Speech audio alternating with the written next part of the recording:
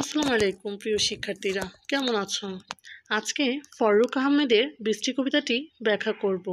পরবর্তী ভিডিওটি পেতে অবশ্যই চ্যানেলটি সাবস্ক্রাইব করবে। বৃষ্টি কবিতার ব্যাখ্যা। বৃষ্টি এলো, বহু প্রতীক্ষিত বৃষ্টি। কবিতার শুরুতে কবি বলেছেন, বহুদিন অপেক্ষার পর অবশেষে বৃষ্টি এলো। এই বৃষ্টি শুধু পানির ফোঁটা নয়, এটি প্রকৃতি এবং মানুষের জন্য আশীর্বাদের মতো। দীর্ঘ সময় ধরে শুকনো মাঠ, নদী এবং গাছপালা বৃষ্টির জন্য তৃষ্ণার্ত ছিল। বৃষ্টির আগমনে সবাই প্রাণ ফিরে পায়। পদ্মা মেঘনার দুপাশে আবাদি গ্রামে বৃষ্টি এলো পূবের হাওয়ায়। পদ্মা ও মেঘনা নদীর দুপাশের গ্রামগুলো কৃষি প্রধান এলাকা। সেখানে বৃষ্টি এলো পূর্ব দিকের হাওয়ার সঙ্গে। এই বৃষ্টি কৃষকদের জন্য আশীর্বাদ, কারণ এটি ফসলের জমিকে সজীব করে তোলে। বিদগ্ধ আকাশ, মাঠ ঢেকে গেল কাজল ছায়ায়। আকাশ মেঘে ঢেকে গেছে আর মাঠে কাজল রঙের ছায়া পড়েছে। এখানে বিদগ্ধ আকাশ বলতে মেঘে ঢাকা আকাশকে বোঝানো হয়েছে, যা বৃষ্টির আগমনকে আরও স্পষ্ট করে তোলে।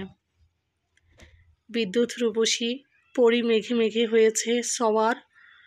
বিদ্যুতের চমককে কবি একটি সুন্দরী পরীর সঙ্গে তুলনা করেছেন। এই পরী যেন মেঘে মেঘে ঘুরে বেড়াচ্ছে। দিক দিগন্তের পথে অপরূপ আভা দেখে তার। বৃষ্টির সময় আকাশে মেঘের খেলা এবং বিদ্যুতের চমক চারদিকে এক অপরূপ দৃশ্য তৈরি করে। বর্ষণ মুখর দিনে অরণ্যের কেয়া শিহরায়। বৃষ্টির দিনে অরণ্যের কেয়া ফুল, অর্থাৎ এক ধরনের সাদা ফুল, শিহরিত হয়। বৃষ্টির ফোঁটায় প্রকৃতি যেন প্রাণ পায় এবং সব কিছু সজীব হয়ে ওঠে। রৌদ্র দক্ষ ধান ক্ষেত আজ তার স্পর্শ পেতে চায়। রোদে শুকনো ধান ক্ষেত বৃষ্টির স্পর্শ পেতে চায়। বৃষ্টির পানিতে ধান ক্ষেত প্রাণ ফিরে পায়, যা কৃষকদের জন্য আনন্দের বার্তা বয়ে আনে।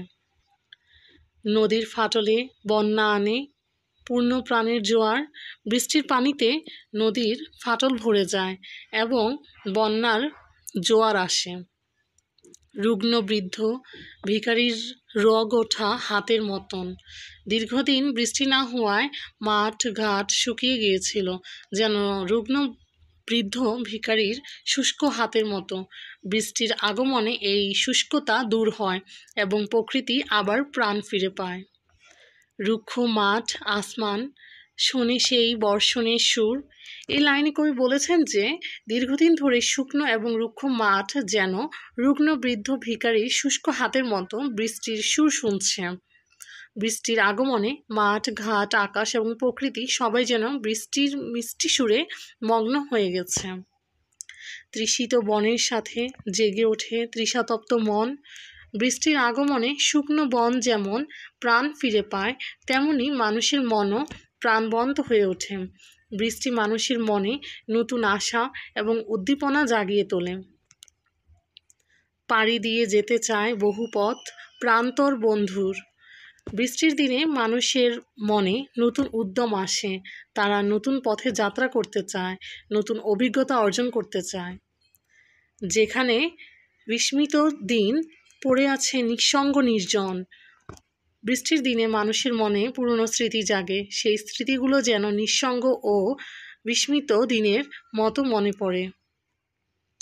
সেখানে বর্ষার মেঘ জাগে আজ বিষণ্ণ মেদুর।